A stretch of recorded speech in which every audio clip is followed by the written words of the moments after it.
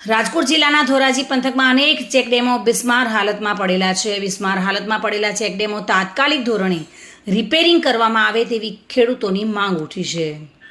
રાજ્ય સરકાર દ્વારા ખેડૂતોના હિત માટે અને ખાસ કરીને ખેતી માટે પાણીનો સંગ્રહ થાય તે માટે થઈને રાજ્ય સરકાર દ્વારા વિવિધ યોજનાઓ હેઠળ ચેકડેમો બનાવવામાં આવે છે. ત્યારે ખેડૂતોને આશા હતી કે ચેકડેમમાં ચોમાસામાં વરસાદ પડશે અને પાણીનો સંગ્રહ થશે, પરંતુ ખેડૂતોની આ આશા પર જાણે પાણી ફરી વળ્યું હોય તેવું લાગી રહ્યું છે.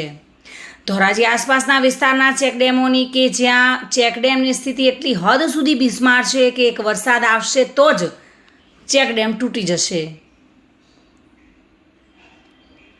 ધોરાજીના ખેડૂતોનું કહેવું છે કે ચેકડેમ ઊંડા ઉતારવા માટે સરકાર દ્વારા કામગીરી કરવી જોઈએ અને સાથે સાથે ચેકડેમના રિપેરની કામગીરી પણ હાથ ધરવી જોઈએ, કારણ કે હાલ ચેકડેમ એટલી હદ સુધી બિસ્માર હાલતમાં છે કે ચેકડેમમાં આરસીસીના ભાગ તૂટી ગયા છે અને ચેકડેમ બાંધકામમાં ઉપયોગમાં લેવાયેલા પથ્થર દેખાવા લાગ્યા છે અને ચેકડેમની સાઈડના ભાગમાં ગાબડા પડી ગયા છે.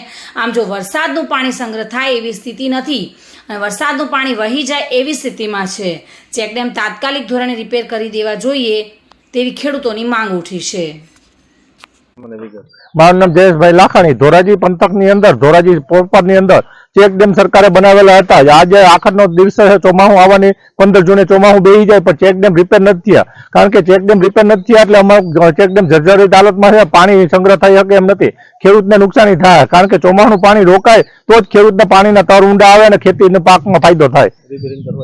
ચેકડેમ રિપેરિંગ કરવા માંગે છે, કારણ કે રિપેર થયા નથી. હવે 15 દિવસમાં તો કઈ રીતે રિપેર થાય? અને જે ચેકડેમ છે એની અંદર જે ઊંડાણ હોય એમાં માટી ભરાઈ ગઈ છે. ખોદકામ કરી ઊંડા કરે તો પણ પાણીનો સંગ્રહ થાય. ધોરાજી સિમતરમાં જ મારી જમીન છે. ધોરાજી પ્રોપરમાં ઘણા બધા સરકારે ચેકડેમો બનાવેલા છે જે જર્જરિત હાલતમાં છે. રિનોવેશન માંગે છે, ઊંડા ઉતારવા માંગે છે અને